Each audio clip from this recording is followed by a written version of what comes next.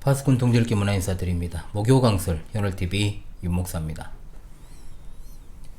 예, 자 오늘은 또 이어서 진행을 하죠. 창세기 29장 31절로 30장 24절의 말씀을 배경으로 이스라엘 민족을 이루신 하나님 본문 지하의 강설을 진행하도록 하겠습니다. 먼저 29장 31절로 30장 24절의 말씀 좀 길지만 그래도 다 읽도록 하겠습니다. 오늘은 여호와께서 레아가 사랑받지 못함을 보시고 그의 태를 여셨으나 라헬은 자녀가 없었더라. 레아가 임신하여 아들을 낳고 그 이름을 루벤이라 하여 이르되 여호와께서 나의 괴로움을 돌보셨으니 이제는 내 남편이 나를 사랑하리로다 하였더라.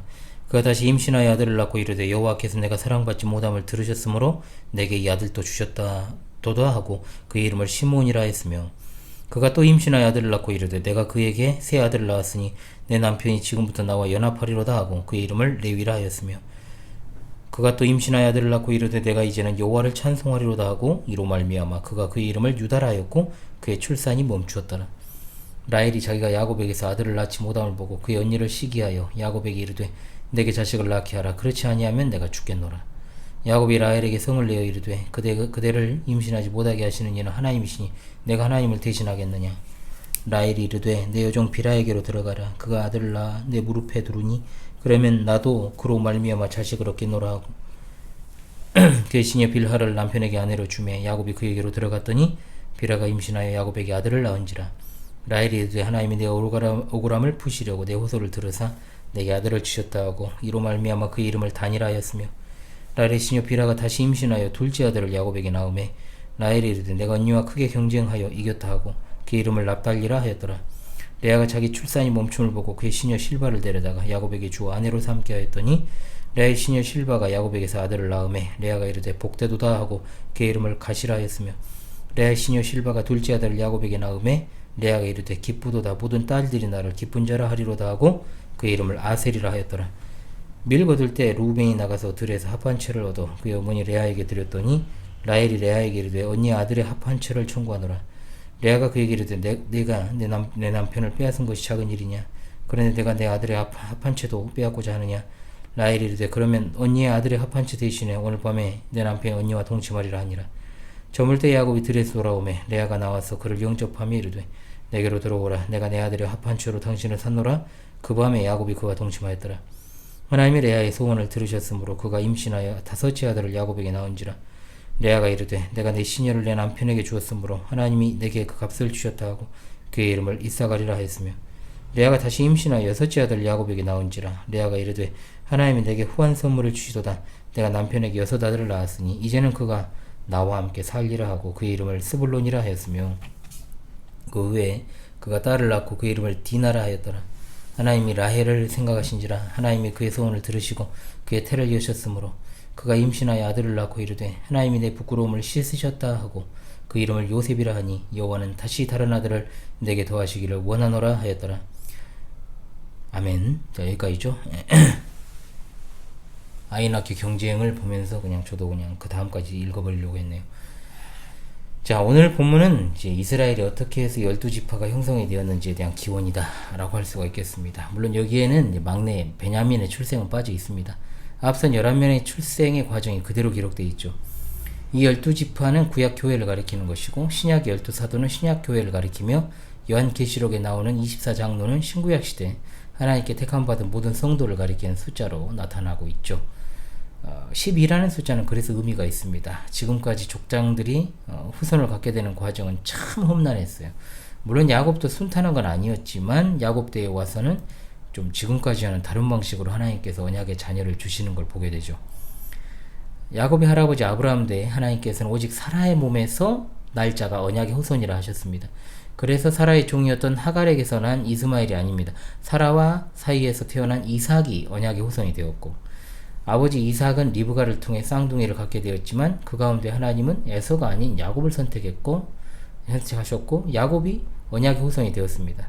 자 이런 식으로 계속 한 사람만 택함받은 과정이 계속되면 자 많은 자손을 주시겠다는 하나님의 언약이 성취되기가 쉽진 않죠. 자 그런데 야곱 때 하나님은 다른 방식으로 언약의 후손들을 주십니다. 야곱은 한 아내로부터 12아들을 가진 게 아닙니다. 두 여인과 또 그 두 여인의 여종들을 통해 12아들이 태어나게 하셨고, 또 이들이 12지파를 형성하게 되었죠. 그러니까 할아버지, 아버지 대와는 다른 사뭇 다른 방식으로 언약의 후손을 주십니다. 우리가 신약교회로서 우리 신앙의 원류가 되는 구약교회에 세워가시는 하나님 방법을 통해서 하나님의 말씀을 받아 적용하는 그런 강설 시간이 될 수 있길 바랍니다.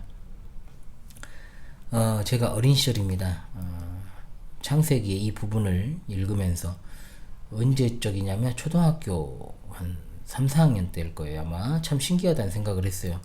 아들을 낳으려고 경쟁하는 모습이 좀 웃기기도 하고 뭔가 현실과는 굉장히 동떨어져 있다 이런 생각을 하니까 좀 혼자 상상도 하고 하면서 이 부분을 읽을 때마다 뭔가 경쟁하는 모습이 웃기기도 하고 또 한편으로는 씁쓸하기도 하고 뭔가 애잔하기도 한 그런 이제 그때는 애잔하다라는 그런 표현을 안 썼지만 나중에 이제 들었던 생각이죠. 그게 무슨 감정일까 했더니 애잔하다.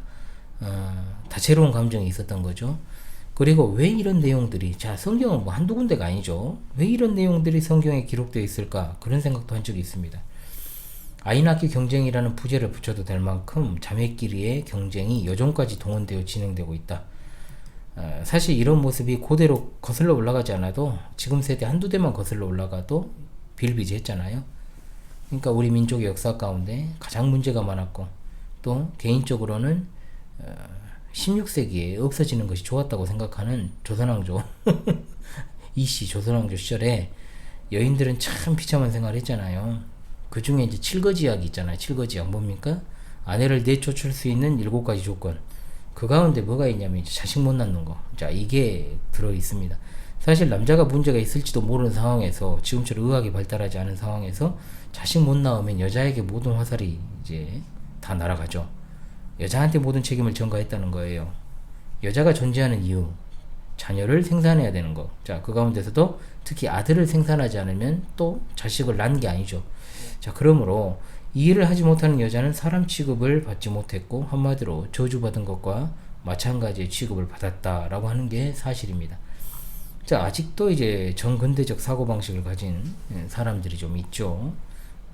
거의 없는데 없어졌는데 이제 멸종을 했는데 그래도 일부 이제 꼰대라고 불리는 사람들, 자, 전통적인 결혼관 그리고 자식관념을 가지고 자식들의 결혼이나 어떤 자녀 출산 문제를 가지고 또 이러쿵저러쿵 말들이 많은데 자, 그런 말을 하기에는요 너무 시대가 변했어요. 그리고 너무나도 살기가 어려워요. 팍팍해요. 그렇잖아요. 괜한 스트레스 줄 바에는 미안하지만 그냥 기성세대는 입을 다물고 있는 게 좋아요. 본인들이 결혼하던 시절과 너무 달라요. 지금 그잖아요. 지금 가장 많은 수혜를 입은 세대가 40, 50대잖아요. 저는 이제 결혼을 늦게 해가지고 사실 거의 한 10년의 갭이 있는 거예요. 10여 년의 갭이 있어요. 제가 연애를 11년을 하지 않고 제가 계획대로만 결혼을 했다면 저도 고등학생 자녀가 있을 겁니다. 그런데도 그게 안 되니까 저도 사실 저의 이제 목회 스타일도 한 몫을 하긴 하지만 이제 과거에 이제 결혼이 늦어지다 보니까 이제는 그런 생각하기도 싫고 그런데 그래도 한번 되짚어 보면 하도 여기저기서 짝은 있냐 있다 그래 짝은 있는데 왜 결혼 안 하냐 할 거다 그런데 왜 아직도 안 하냐 금방 할 거다 근데 왜 계속해서 결혼 안 하냐 할 거다 정말 한다 이 신랑이가 너무 지겹더라고요 살다 보니까 그러잖아요. 제가 신대원 들어가기 전에 아내를 이미 그때부터 사귀고 있었는데 그랬는데 이 사람이 분명히 여친은 있다고 들었는데 아직도 결혼 안 하고 있어. 그것도 이제 보통 아시다시피 여러분 교육자들이 될 사람들은 목회자 후보생들이 결혼을 빨리 하잖아요. 그런데 저는 이제 특수한 상황에 놓여 있다 보니까 안 하고 있으니까 뭔가 이유가 있나 보다 해야 되잖아요. 그런데 이 민족의 오지랖 그러니까 여러 가지 에피소드가 있었어요 사실은. 그래가지고 나중에 이제 결혼을 했다고 하니까 한참 후에 만난 제 친구가 그러더라고. 그때 만난 그분이지? 예? 저는 그러니까 아내 외에 다른 사람 사귀어본 적이 없거든요. 사람 여자를 사귀어본 적이 없어요. 아내를 사귄 게 결혼으로 그대로 이어졌거든요. 그러니까 그런 이제 에피소드도 한참 있었죠. 이 민족의 오지랖 정말 지겹게 정말 집요하게 좀 묻는 특성. 근데 그것을 갖다가 이제 관심과 사랑의 표현이라고 생각을 하는지 모르겠어요. 그러나 한두 마디 하고 그만해야 되는 건데 그걸 또 그 선이 없어요. 나중에는 이제 결혼했다고 해버렸어요. 참 저도 어쩔 수 없이 이제 그 짓을 고하게 되었는데 그리고 이미 같이 살고 있다고 둘러댔습니다. 그러니까 이제는 그럼 끝날 줄 알았어요. 근데 아이를 안 낳느냐? 왜 아이가 안 나오냐? 이제는 부부의 침실까지도 침투를 해가지고 이러쿵 저러쿵 하니까 정말 미치고 팔짝 뛰겠더라고요. 그렇지 않아 너무 힘들잖아요 지금. 저도 결혼이 안 되는 현실 앞에서 정말 힘들어하고 있는데 자꾸만 그렇게 물어보니까 더 그냥 대인 기피가 생기는 거예요 이제 막. 그것 때문에 무슨 제가 대인 기피증이 생긴 건 아니지만 그래도 좀 사람 관계가 무의미하구나 이게. 자기들이 결혼시켜줄 것도 아니면서 이런 생각을 이제 했다는 겁니다. 그러니까 이제 정말 연락을 불필요한 관계들은 끊고 사는 것이 정말 편하겠다 해가지고 제가 그것을 기점으로 해가지고 다 정리를 했어요. 정리를 하려고 한 게 아니라 그냥 어차피 뭐 특별하게 뭐 그잖아요.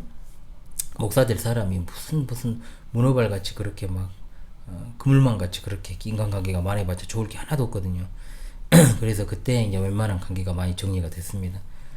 그리고 그때만 해도 제가 그나마 몇 명 있었는데 만나는 목사님들이 꼭 그 때문만 아니고 다 정리하고 이제 제가 진짜 정기적으로 만나는 목사님 한 분밖에 없어요. 늘 말하죠. 그냥 동기 소식창에서 소식 정도 듣고 그냥 목사님들 또 목사님 통해서 그냥 또 듣고 그냥 목회에만 전념하면서 합니다. 그냥 그러니까 사람과의 관계를 정리하면 이렇게 집중할 것도 많고 그죠? 안 해도 될 것을 시간이 불필요하게 낭비되는 일이 많이 없다는 거예요. 엄청 편해요 사실은.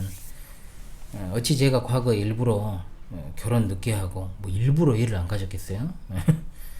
얼마나 제가 어렵게 혼인신고를 하고 2019년 7월에 혼인신고 했는데 또 같이 살게 된 것은 그 해 12월 이었거든요. 12월 초에. 그래서 11년이라는 시간이 필요했고 이제 같이 살고 같이 산 건 6년밖에 안 됐어요 사실. 6년 연애 기간 12년 동안 그래도 떨어져 지낸 적이 없어요. 명절 외에는. 명절엔 또 이제 또 섬 출신이라 또 섬으로 가야 되니까 들어가면 연락도 안 돼요.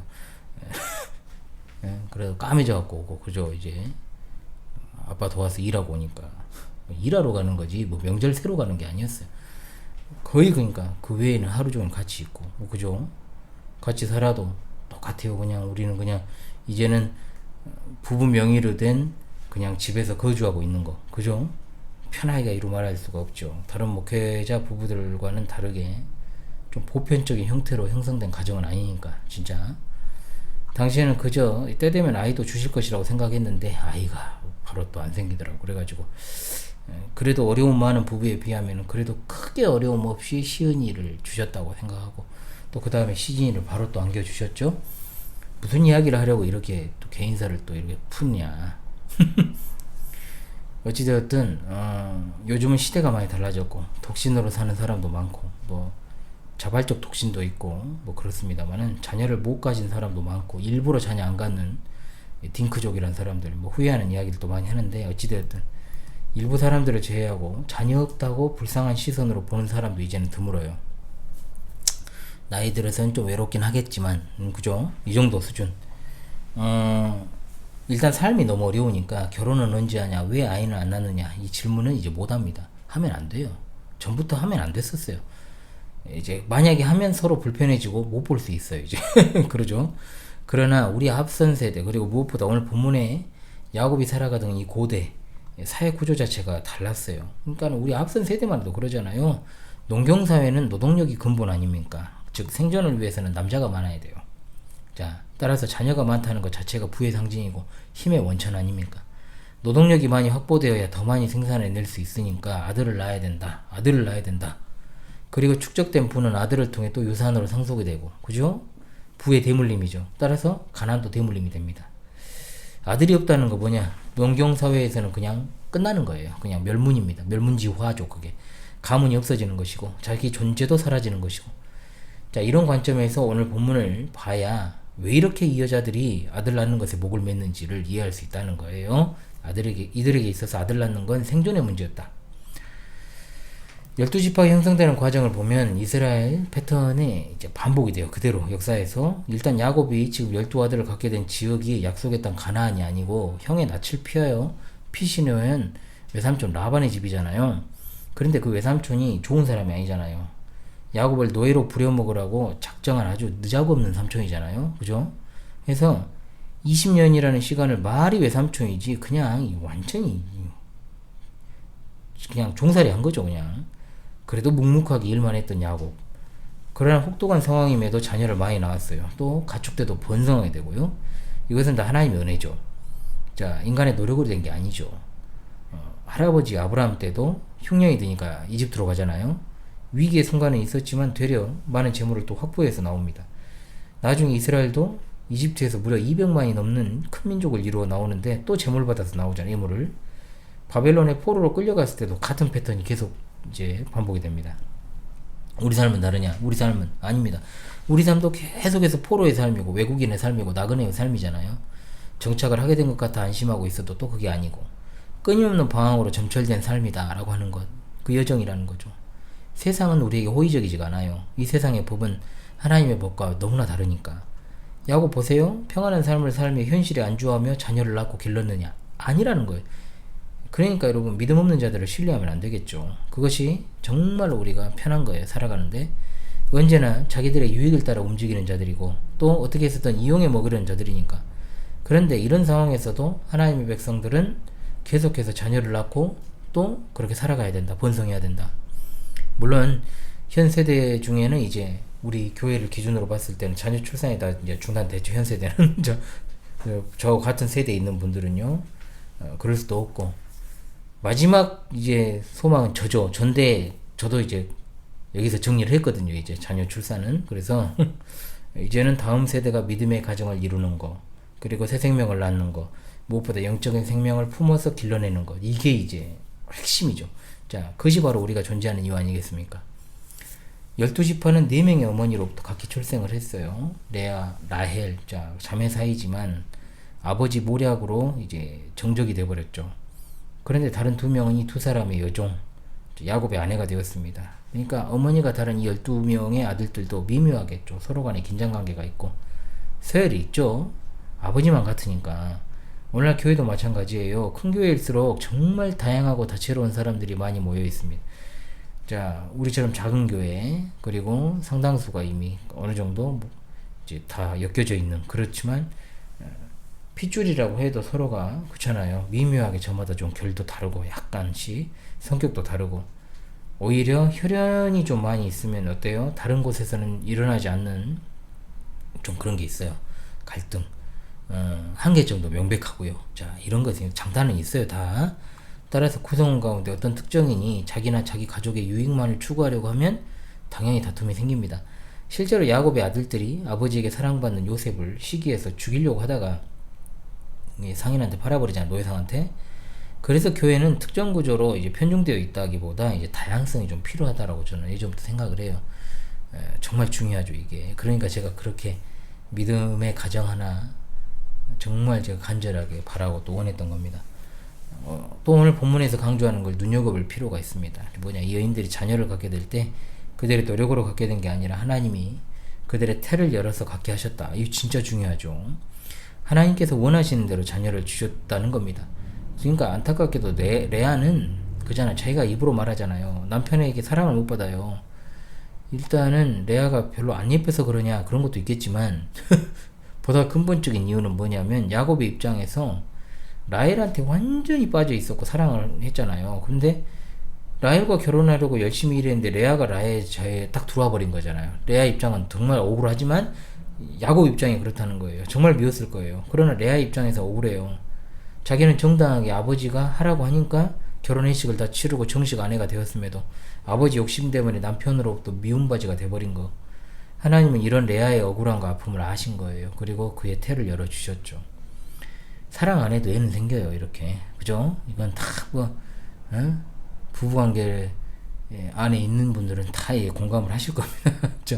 반면 이제 라헬은 어때요? 우리가 지난 시간에도 봤죠. 몸매도 좋고 얼굴도 예뻐요. 거기에다가 남편의 사랑은 다독치하지하고. 그런데 몸이 약합니다. 자식이 없어요. 처음에는 한 명의 자식도 못 낳습니다. 둘째 낳다가 상고가 심해 죽어버려요. 분명한 건 하나님께서 태를 여셨기 때문에 그들이 자녀를 낳았다. 하나님이 허락하시지 않으면 자녀를 얻을 수가 없는데 하나님은 그분의 작정을 이루시기 위해 하나님의 뜻대로 그들에게 자녀를 갖도록 만드셨다라고 하는 것. 레아가 비록 남편의 사랑도 못 받고 또 미움받았지만 12명 중 6명을 레아가 낳았어요. 반을. 또 핵심적인 지파들은 다 레아의 소생이에요. 그렇잖아요? 제사장 지파 레위, 왕족이자 그리스도의 계보 유다 지파 다 레아의 소생입니다. 하나님의 섭리가 얼마나 놀랍습니까? 어찌되었든 이 아이 낳기 경쟁하는 여인들의 모습은 덕스럽지 못하고 사실 별로 보기 좋은 형태도 아니고, 이미 날 때부터 다툼으로 점철된 이들의 모습이 나중에 지파의 분열로 이어지고 남유다와 북이스라엘 다툼의 근원이 되었다라고 볼 수 있습니다. 비록 언니긴 하지만 라헬 입장에서 보기엔 별것도 아닌 레아가 그죠?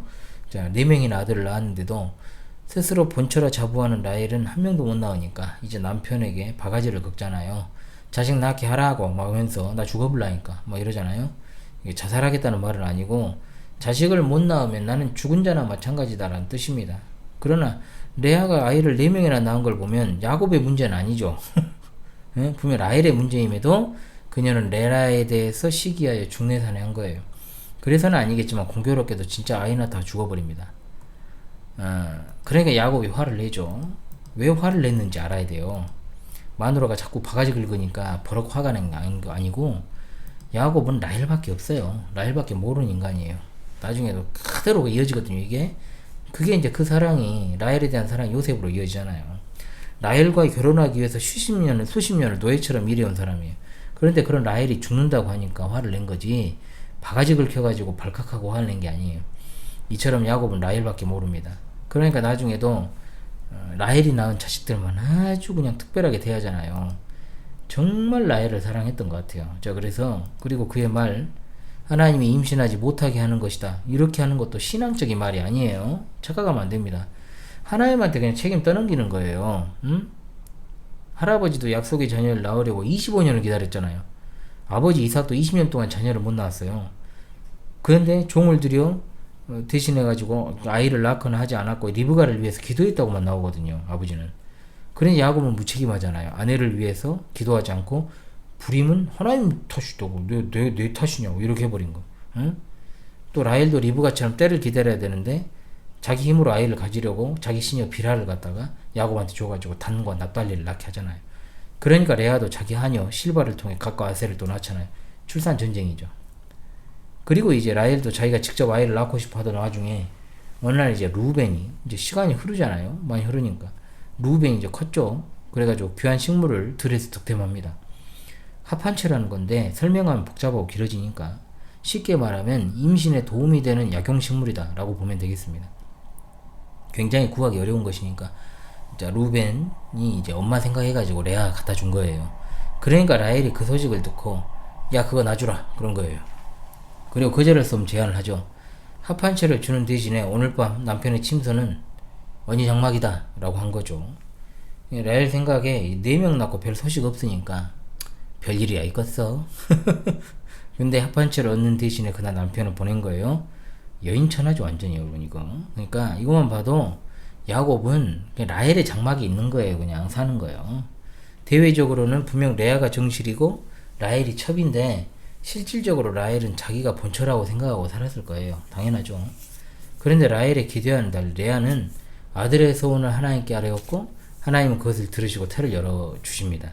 그래서 이삭을과 스불론이라 아들 둘 더 낳아요. 그리고 딸도 하나 낳습니다. 참, 라헬은 진짜 민망하기도 하고 창피하기도 하고 진짜 이거 낙동강 오리알 신세가 될 상황, 이런 정말 애처로운 지경에 빠진 라헬을 생각하시고 드디어 그녀의 태를 열어주십니다. 아들을 낳습니다. 이름을 요셉이라고 부릅니다. 라헬이 인간적인 시도를 계속하다가 결국 하나님께 기도하자 하나님이 그 기도를 들으셨다는 것. 요셉의 뜻은 더함이죠. 더함. 요셉을 통해 하나님께서 아들을 더 주실 것이란 소망. 비록 인생들은 이렇게 서로를 시기하고 질투하고 억울해하고 자신들의 이익을 위해 분투하고 노력해도 하나님은 이 모든 것들을 통해 라헬의 자녀들, 레아의 자녀들 모두 하나님의 교회의 한 지체가 되게 하시고 또 야곱은 12지파의 아버지 즉 이스라엘이 되게 하셨습니다. 하나님의 역사하시면 우리가 도무지 측량할 길이 없다는 것. 주께 사랑하시는 우리 파송 동지들이요, 오늘 본문을 통해 우리가 이스라엘의 12지파가 어떻게 형성되었는가를 봤습니다. 인간의 연약함 그리고 죄악 요소들이 여기저기 많이 보여요. 그러나 하나님은 그들 모두를 하나님의 가족으로 받으셨음을 기억합시다. 그러나 형성 과정에 있어서 분열과 다툼과 분쟁은 결국 이후 이들의 역사 가운데 이스라엘 민족의 분열, 다툼의 근본 원인이 되었습니다. 자, 감사하게도 우리가 하나님의 자녀가 된 것은 야곱의 아들들과 같이 육신적인 형통으로부터 말미암은 게 아닙니다. 우리는 이스라엘 민족과 구체적인 혈연 관계가 전혀 없습니다. 요한복음 1장 12절 말씀, 영접하는 자 곧 그 이름을 믿는 자들에게는 하나님의 자녀가 되는 권세를 주셨으니 이는 혈통으로나 육적으로나 사람의 뜻으로나 하지 아니하고 오직 하나님께로부터 난 자들이니라. 자, 복음서에서 우리 예수님께서 이 관계를 명확히 하시는 한 일례가 있었잖아요. 불과 지지난주 이번 주 말씀 해설에서 다룬 예수님의 참된 가족에 관한 말씀 보소서. 당신의 어머니와 동생들이 당신께 말하려고 밖에 서 있나이다 하니 말하던 사람에게 대답하여 이르시되 누가 내 어머니이며 내 동생들이냐 하시고 손을 내밀어 제자들을 가리켜 이르시되 나의 어머니와 나의 동생들을 보라. 누구든지 하늘에 계신 내 아버지의 뜻대로 하는 자가 내 형제요 자매요 어머니이니라 하시더라. 아멘. 우리 하나님은 주권자이십니다. 즉 하나님께서 하나님의 나라를 이루어 가시는 건 하나님의 주권에 따라 하십니다. 우리들의 원래 자녀는 하나님의 자녀가 아니잖아요. 마귀가 우리의 아버지요 우리는 그의 자녀였습니다. 그러나 그리스도 안에서 우리가 하나님의 자녀가 되었습니다. 우리의 뜻이 아니라 하나님의 주권적 선택에 따른 것입니다. 이 선물은 또한 우리가 이루어가야 될 과제입니다.